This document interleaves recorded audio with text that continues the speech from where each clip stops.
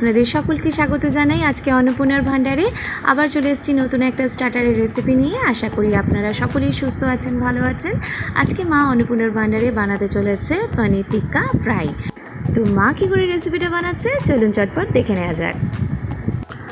তো পনির টিক্কা ফ্রাই বানানোর জন্য মা নিয়ে নিয়েছে এখানে সফট ক্রিমি পনিরটা। এখানে হার্ড পনির নিলে চলবে না বন্ধুরা, সফট পনিরই দরকার। আর নিয়ে নিয়েছে 3টে ভেজিটেবল, ক্যাপসিকাম, টমেটো আর ক্যারট আছে এখানে। তো 3টে ভেজিটেবলই ভালো করে ধুয়ে পরিষ্কার করে নেওয়া হয়েছে। গাজর বা ক্যারটটাকেও ধোয়া হয়ে গেছে পরিষ্কার করে, জল শুকিয়ে মা রেখেছে।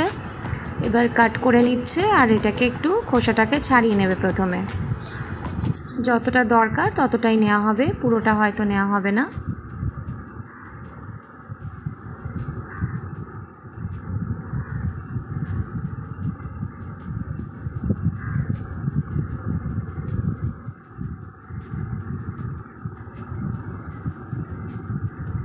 তো খোসাটাকে ছাড়ানো হয়ে গেছে। এবার পাতলা পাতলা করে স্লাইস করে কেটে নেওয়া হবে। খুব মোটা করবেন না, খুব মোটা করলে আবার প্রবলেম হবে এটা সিদ্ধ হতে। তো মা স্লাইস করে নিয়েছে। এবার ক্যাপসিকামটা কেটে নিচ্ছে।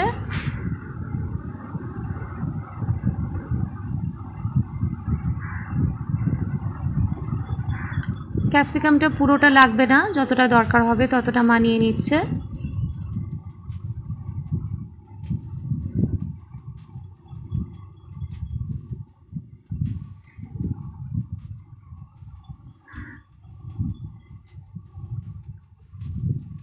ক্যাপসিকামটাকেও কিন্তু কিউব করে করে কাটা হবে।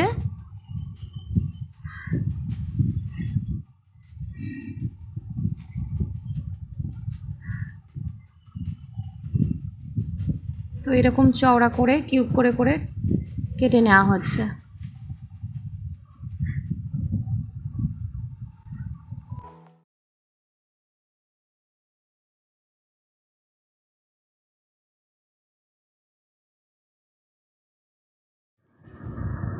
ক্যাপসিকামটা কাটার পর এবার টমেটোটা কেটে নেওয়া হচ্ছে একইভাবে। টমেটোর ভিতরের বীজগুলোকে সব বার করে নিতে হবে আর এরকম কিউব করে করে কেটে নিতে হবে।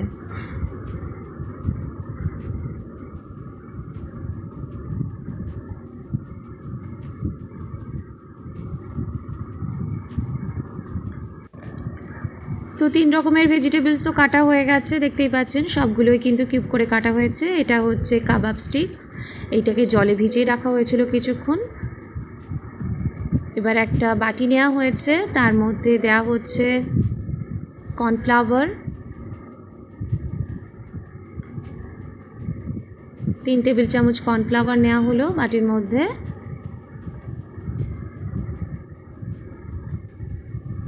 তিন টেবিল চামচ ময়দা নিয়ে নিচ্ছে মা। আপনারা চাইলে বেসনও ইউজ করতে পারেন। আন্দাজ মতো নুন দেওয়া হচ্ছে। হাফ টেবিল চামচ এর মধ্যে দেওয়া হচ্ছে গোলমরিচ গুঁড়ো। হাফ টেবিল চামচ এর মধ্যে দেওয়া হচ্ছে ম্যাগি মশলা ম্যাজিক। আর 2 টেবিল স্পুন দেওয়া হচ্ছে এর মধ্যে হোয়াইট অয়েল।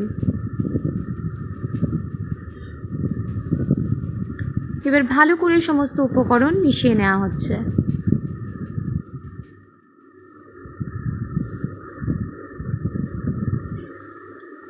ভালো করে মিশিয়ে নিয়ে অল্প অল্প করে জল দিয়ে একটা স্মুথ ব্যাটার বানিয়ে নেওয়া হবে। মনে রাখবেন একসাথে অনেকটা জল দিয়ে দেবেন না, তাহলে ব্যাটারটা কিন্তু পাতলা হয়ে যেতে পারে। তো অল্প অল্প করে জল দিয়ে ব্যাটারটা গুলতে হবে।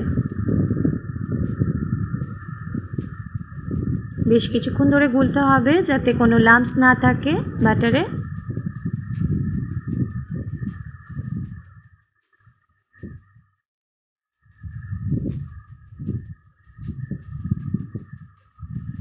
তো ব্যাটারটা গোলা হয়ে গেছে। একটু ম্যাগি মশলা ম্যাজিক ভেজিটেবলগুলোর ওপর আর পনিরের ওপর একটু ছড়িয়ে দেওয়া হচ্ছে, দিয়ে হালকা হাতে একটু মেখে নিলেই হবে।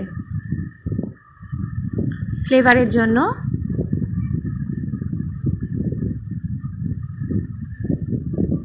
হালকা হাতে একটু মশলা ম্যাজিকটা একটু মাখিয়ে নেওয়া হলো। এবার এটা হচ্ছে কাবাব স্টিক্স। এই কাবাব স্টিক্সটার মধ্যে একটা একটা করে এবার ভেজিটেবল প্রথমে টমেটো, তারপর ক্যাপসিকাম, তারপরে গাজরের টুকরো, তারপরে পনিরের টুকরো। এই সিকোয়েন্সেই কিন্তু বাকি সবজি আর পনিরগুলো কিন্তু কাবাব স্টিকের মধ্যে গেঁথে নিতে হবে।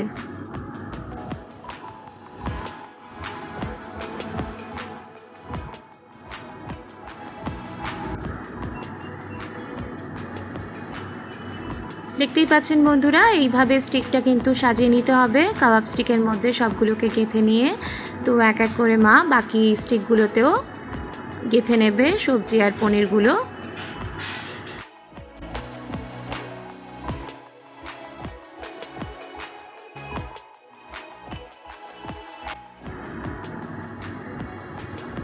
তো রেডি হয়ে গেছে কাবাব স্টিকগুলো ফ্রাইয়ের জন্য। তো ব্যাটারও এখানে রেডি আছে। তো একটা একটা করে স্টিক এর ভেতর ভালো করে কোট করে নিতে হবে। এপিট ওপিট ভালো করে কিন্তু এটাকে কোট করে নিতে হবে ব্যাটারে। ভালো করে কোট করে নিয়ে তেলের মধ্যে ছেড়ে দেওয়া হলো। এখানে রিফাইন তেল মা ইউজ করেছে। গ্যাসের ফ্লেমটাকে প্রথমে হাই করে দেওয়া হয়েছিল, তেলটাকে ভালো করে গরম করে নিতে হবে, তারপরে লো টু মিডিয়ামে রেখে কিন্তু এইভাবে ফ্রাই করতে হবে। আর অবশ্যই ডিপ ফ্রাই করতে হবে বন্ধুরা, অল্প তেলে এটা ফ্রাই করলে চলবে না, ভালো করে কিন্তু ভাজতে হবে। একটু গোল্ডেন ব্রাউন কালার আসবে ততক্ষণ কিন্তু এটা ভাজতে হবে।